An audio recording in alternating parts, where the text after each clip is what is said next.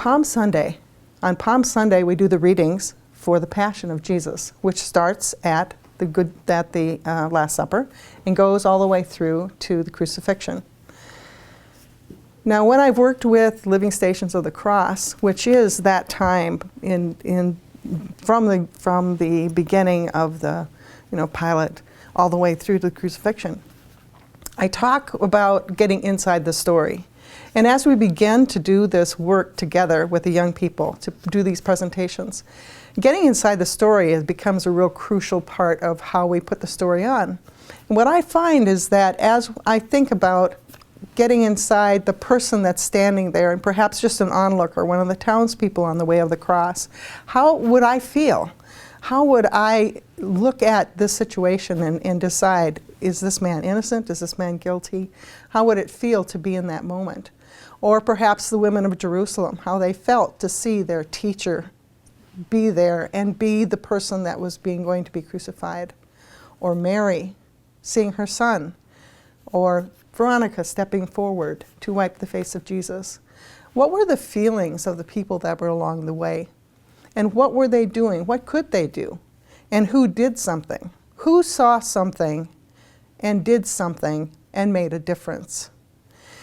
Now, as I looked at it, I was thinking in terms of, okay, as we see the women of Jerusalem come forward, what were they, how could they help? They could show that they were there with him in spirit, looking at Jesus, talking to Jesus. They were also the women that put together the oils and the spices for the gravesite. So they saw what was happening and they did what they could do. They were making a difference. He also meets Mary on the way. Here's his mother. If anyone understands what it is to submit to God's will, it's Mary. And here he is seeing his mother, and that exchange, maybe not in words so much as just as a look, and just being comforted with her presence there. Then we have Veronica, who comes forward, and she sees a need. Jesus is covered in blood, and she offers her veil. She does what she can do, which is offer her veil for him to wipe his face, and is very present in that moment, seeing what needs to be done. We also have in this story Simon of Cyrene, who's off on the side and is brought into service to help Jesus carry the cross. And there again, he probably didn't plan on carrying the cross that day, but was called into service and did what he could do to make a difference, which was maybe give Jesus a little relief on that way of the cross. We go all the way through to when Jesus is on the cross, and who do we see making a difference? It's the good thief. The other thief is saying, Jesus, why don't you make something happen here? And where this good thief says, wait a minute, we did the deed, we robbed, we did whatever, we're getting the punishment. He didn't do anything, and he's being punished the same as we are.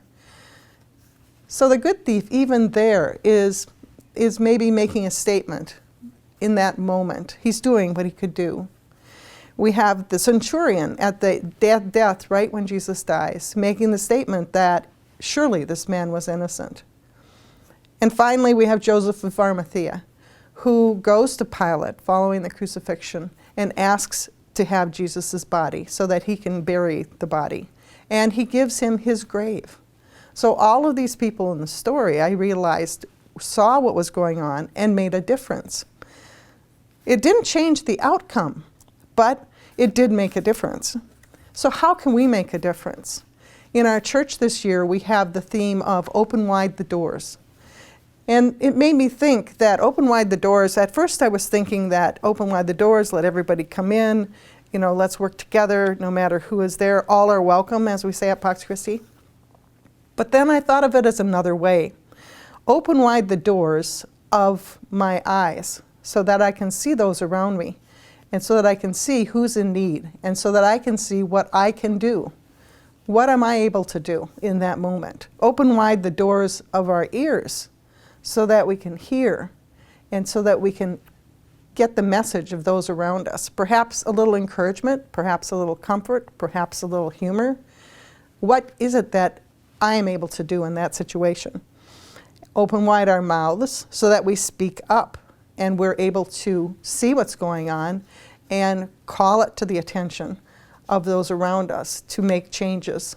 And finally, open our hearts. Open our hearts so that we feel with those around us and that we feel that compassion, that we see others in need. Pope Francis also has declared this the year of mercy. And we could do random acts of mercy. And we can use as our examples all those people that made a difference in the story that we see this Sunday, in Palm Sunday, the Passion of Jesus. All those people that stepped forward, like Mary and Veronica, like Simon of Cyrene, like Joseph of Arimathea. So all those individual characters coming into play in this really excruciating journey of Jesus at the very end of his life.